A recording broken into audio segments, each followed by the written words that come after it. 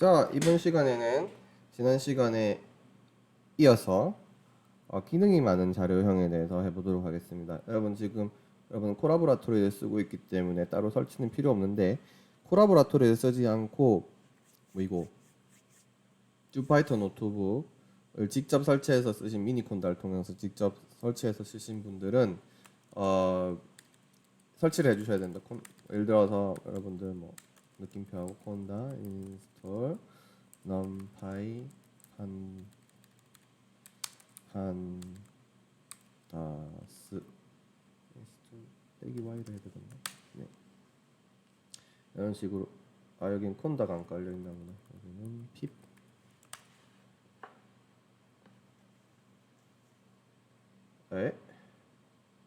핍이 y 옵션이었나? 핍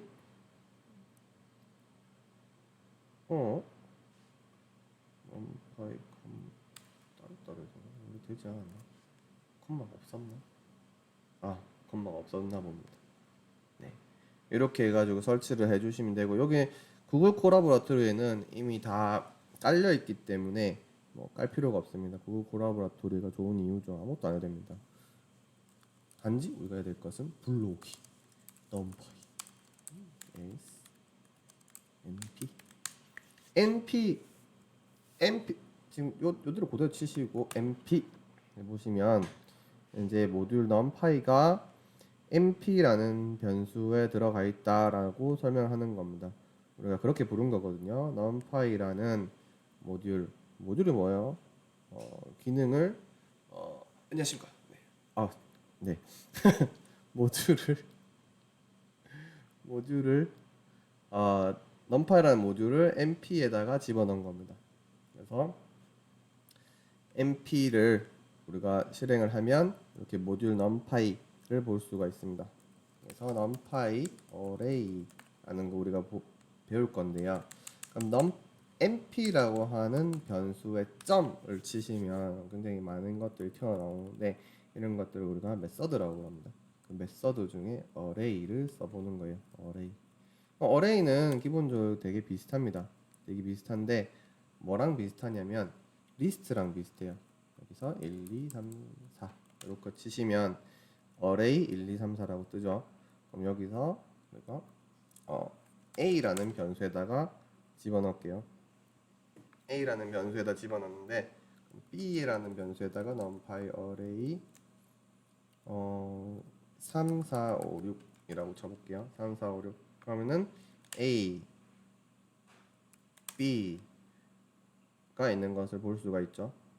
그럼 우리가 만약에 그냥 1, 2 numpy array 쓰지 않고 리스트로 a의 리스트라고 할까요? 리스트 1, 2, 3, 4라고 치고 b 리스트 3, 4, 5, 6 이렇게 쳤다고 합시다. 그러면은 우리가 a와 b와 a 리스트와 b 리스트를 구분할 수가 있겠죠. a 플러스 b를 해봅니다. a 플러스 b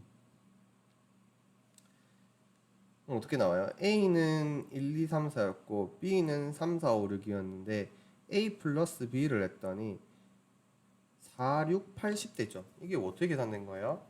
각각의 인덱스에 해당하는 애들이 다 한 방에 더하기가 된 거죠. 이런 거를 브로드캐스팅이라고 합니다.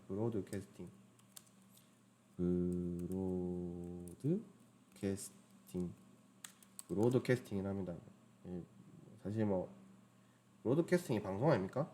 뭔 관계인지 잘 모르겠어요. 아무튼 퍼준다 이런 뜻 아닐까요? 퍼준다. 퍼자가 다 더한 거죠. 한마디로 얘기하면 퍼자가 다 더했습니다.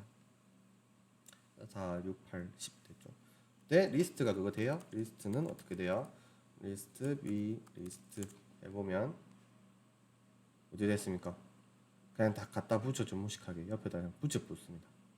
1, 2, 3, 4 1, 2, 3, 4 3, 4, 6 3, 4, 5, 6 그래서 이런 게 부터 뭡니까? 자료형의 기능 차이입니다. 자료형의 기능 차이를 볼 수가 있다. 브로드캐스팅과 리스트의 플러스는 다르다. 브로드캐스팅이라는 건 왜 하는 거예요? 브로드캐스팅이 굉장히 중요한 기능입니다. 왜냐하면 우리가 더하기 빼기 사칙 연산은 굉장히 많이 하잖아요. 굉장히 많이 하는데 이런 거를 뭐 사실 저도 수학을 잘 못하긴 하지만 좀 직관적으로 표시하고 활용하기 위해서 수학하시는 분들이 이런 거 만들었습니다. 행렬, 그렇죠? 행렬. 뭐 보시면 뭐 많습니다. 복잡합니다. 이런 행렬들이. 근데 행렬 고등학교 때 분명히 배우셨겠지만 계산하는 방법이 있죠. 뭐 가로로 해가 세로로 해가 뭐 더하기는 뭐 똑바로 더하고 곱하기는 가로 세로로 해가 굉장히 복잡합니다. 그런 복잡한 것들을 우리가 컴퓨터로도 할 수 있게 하는 게 중요하거든요. 그래서 이런 넘파이들은 그걸 가능하게 해주는 거죠. a 곱하기 b 해봅니다. a 곱하기 b, a 곱하기 b 하면 이렇게 나오죠. a가 뭐였죠? b가 뭐였죠?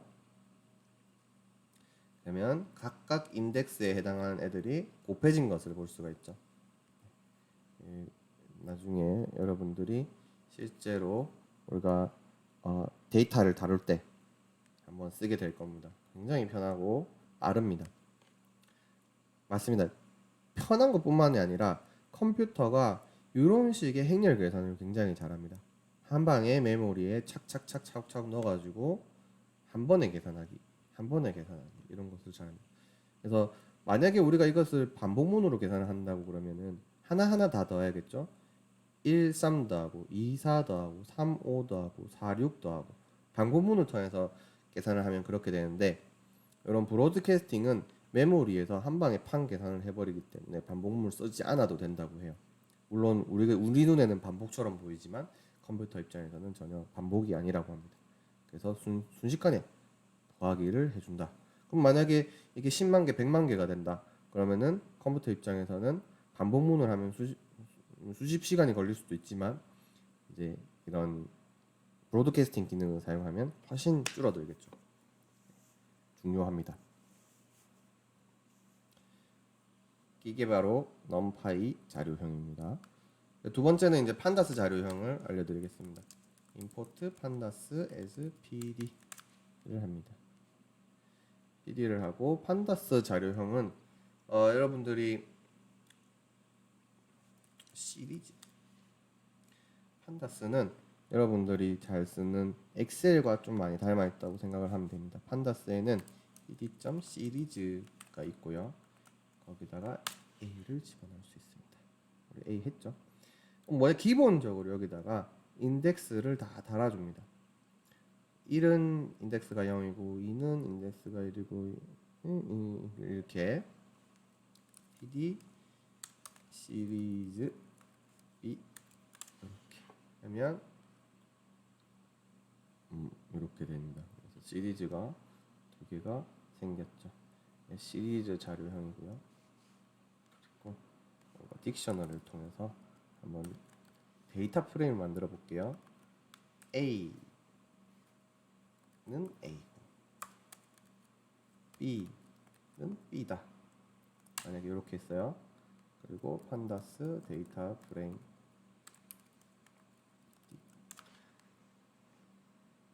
이렇게 되죠.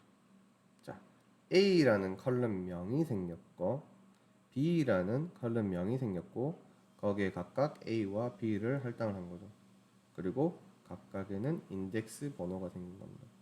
그래서 우리가 이 데이터 프레임은 df라고 변수에다 할당을 해볼게요. df를 여러분들이 이렇게 실행을 하시면 언제든지 이것을 볼 수가 있고 여기서 우리가 인덱스를 통해서 요 행을 선택을 할 수가 있어요. .loc 그래서 2번을 선택을 해볼게요. 그러면 3, 5가 나오죠. 확인하면서 봅시다. 두 번째 3, 5가 맞죠? 3, 5가 맞고 만약에 여러분들이 여기다가 3이라고 치시면 4, 6이 튀어나와야 되죠. 4, 6이 나오고 그리고 LOC 말고 여러분들이 직접 컬럼명을 선택할 수도 있습니다. A라고 치면 1, 2, 3, 4 B라고 치면 3, 4, 5, 6 이렇게 나오는 것을 볼 수가 있습니다. 그래서 numpy 자료형은 브로드캐스팅이라 그랬죠. 근데 판다스 자료형은 이렇게 우리가 눈에 보기 좋게 엑셀처럼 만들어주는 기능이 꽤 있습니다. 그 이유는 뭐냐면 여기에 인덱스가 명백하게 들어가기 때문이라고도 할 수 있는데요. 그런데 그러면은 판다스는 브로드캐스팅이 안 돼요? 판다스는 브로드캐스팅이 안 돼요? 이렇게 해보면 브로드캐스팅이 되는 것을 볼 수가 있죠. a 플러스 b. 자, 1, 3, 4, 2, 4, 6, 3, 5, 8, 4, 6, 10. 그런데 좀 더 편리합니다. 넘파이보다. 일단 넘파이 기본으로 넘파이를 활용하는 모듈이거든요. 그래서 여기다가 뭐라고 칠까요? 합이라고 쳐볼게요. 합 한글로 합이라고 쳤습니다. 합은 추가가 됩니다. 이렇게. 그리고 하나 더 쳐볼게요. 데이터 프레임 그러면 데이터 프레임 곱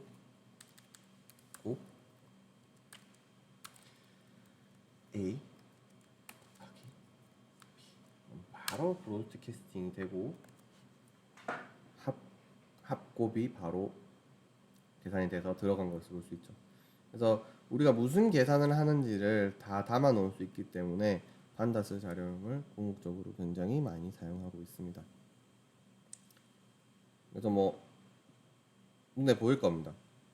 전체의 합을 구하고 개수로 나누어서 평균을 구하고 뭐 중간값을 구하고 이런 기본적인 통계에 판다스가 굉장히 많이 사용이 되겠죠. 네,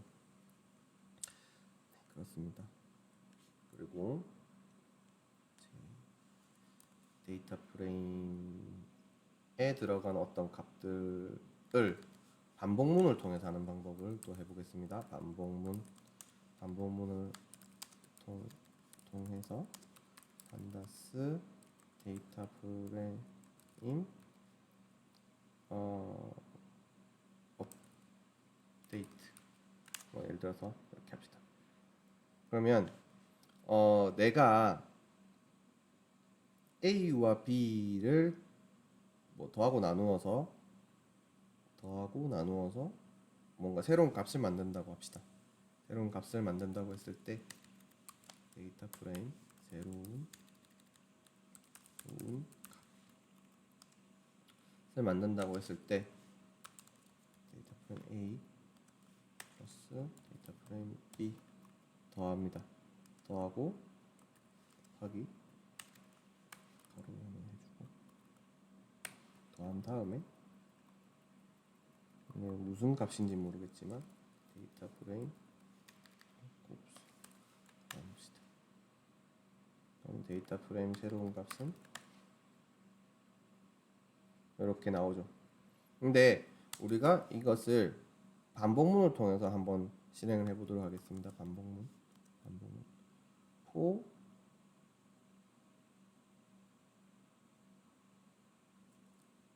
index in data frame index 이렇게 들어갑니다. 인덱스. 각각의 인덱스를 우리가 불러올 수 있는 거예요. 각각의 인덱스를 데이터 프레임 LOCIX. 쓸데없이 고생스러운 방법이지만 이렇게 한번 구현해 봄으로써 우리가 얼만큼 귀찮은 일을 편하게 하고 있는지를 확인을 할 수가 있습니다. 이 각각의 데이터 프레임이라고 생각을 하고 시리즈가 나오긴 한데요. EDF라고 만들어 주시고 그래서 A 플러스 B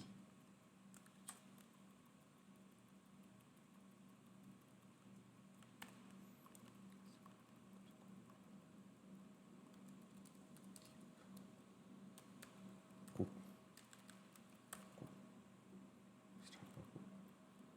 발류는 오케이. 그리고 각각의 발류를 계산해서 나온 발류를 발류스에다가 다 집어넣어주고 발류스에 append 발류 리스트에다가 값을 집어넣을 때 append라는 문법을 사용합니다. 실행을 해보면 진짜 values에 데이터 많이 들어갔겠죠. values 하면 네 아까 우리가 만들었던 그 값과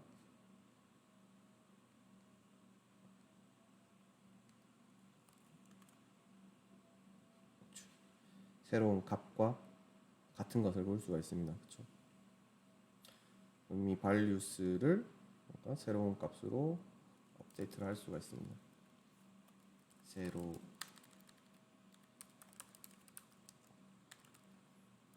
버전 1 values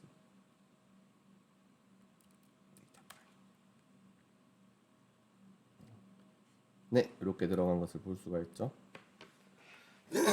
그리고 이 두 값이 정확히 같은지도 확인할 수 있습니다. 새로운 값은 데이터 프레임 새로운 값 버전 1 이렇게 그러면은 다 같습니다 라고 돌려주죠. 그래서 이제 판다스를 통해서 뭔가를 이런 걸 하는 게 편하다는 것을 여러분들이 이해를 하면 성공적인 강의라고 할 수가 있겠네요. 이렇게 반복문을 통해서 뭔가 만드는 것보다 요 한 줄로 새로운 값을 만드는 게 굉장히 편리하다 하는 것을 알 수가 있었습니다. 자, 그리고 그 다음으로 우리가 배워야 될 내용은 함수입니다. 함수. 이때까지 뭔가 재밌는 걸 많이 했는데 이 많이 한 것들을 하나에 모아가지고 기능화하는 것들입니다. 기능화. 데이터 프레임 함수, 아니 데이터 프레임이 아니고 df로 시작하는 함수를 만듭니다. 그럼 어떤 함수를 만들 수 있을까요? 우리가 새로운 값을 방금 만들었죠. 우리가 방금 새로운 값이라는 걸 만들었는데 새로운 값 그러면 get new value 라는 것을 만들어 봅시다. get new value. 그럼 이 새로운 값은 여기에 만약에 데이터 프레임이 들어온다고 생각을 해봅시다. 데이터 프레임이 들어오고 데이터 프레임에 뭐예요? A 플러스 데이터 프레임에 B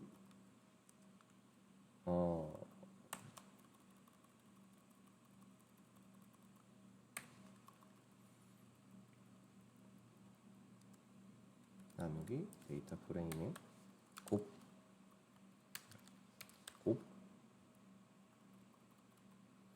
C 값이고 값을 돌려준다. 이렇게 만들 수 있는 겁니다. 이 뭐죠? 데피니션 함수가 시작된다는 것을 땡땡으로 알려줄 수 있으면 땡땡으로. 그리고 역시나 인덴테이션 들여쓰기로 어디까지인가를 확인할 수가 있고요. 그러면 get new value에 데이터 프레임을 접으면 똑같이 나오는 것을 볼 수가 있죠. 이게 굉장히 나중에는 편할 수 있습니다. 왜냐하면 여러분들이 데이터 프레임을 한 개만 가지고 있는 게 아니고 다양한 데이터 프레임을 가지고 있다고 했을 때 여러분들이 잘 활용할 수 있겠죠. 그리고 여기 있는 어떤 계산들이 여기 있는 value는 어쩌고저쩌고 하는 계산들이 get new value로 다 바뀔 수 있죠. get new value로. 그래서 데이터 프레임에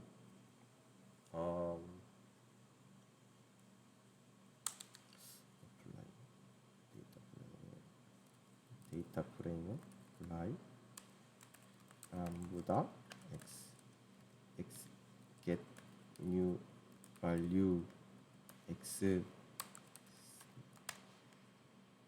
치면 똑같이 이렇게 나올 수 있습니다.